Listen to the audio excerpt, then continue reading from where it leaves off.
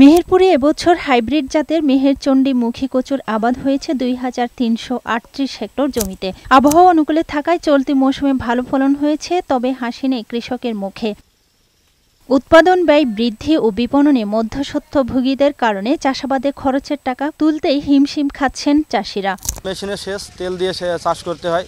এই তেল দিয়ে চাষ করার কারণে প্রচুর খরচ, সার বিষ সেচ এবছরে ৮০ থেকে ১ লাখ টাকা পর্যন্ত বিঘা প্রতি খরচ। দাম যদি পায় মোটামুটি আপনার ব্যবসাটা ভালো হবে। কৃষকদের অভিযোগ, গত বছর মুখী কচু আবাদে বিঘা প্রতি খরচ হতো ৫০ থেকে ৬০ হাজার টাকা, এবার তা বেড়ে দাঁড়িয়েছে ৮০ থেকে ৮৫ হাজার টাকা।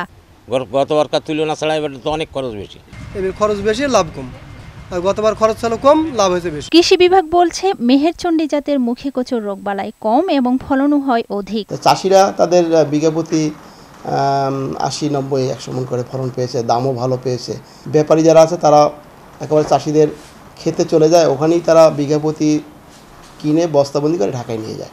বিভিন্ন জেলার ব্যবসায়ীদের সাথে কৃষকদের সরাসরি যোগাযোগ স্থাপন করার চেষ্টা করা হচ্ছে বলে জানিয়েছেন এই কৃষি বিপণন কর্মকর্তা। এখানকার কৃষকদের সাথে দূরবর্তী সেই অঞ্চলগুলোর একটা বাজার সংযোগ করে দেওয়ার চেষ্টা করে যাচ্ছি।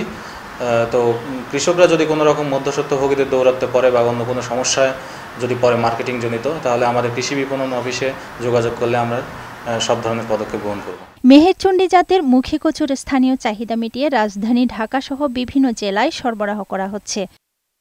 ডেস্ক রিপোর্ট, বৈশাখী সংবাদ।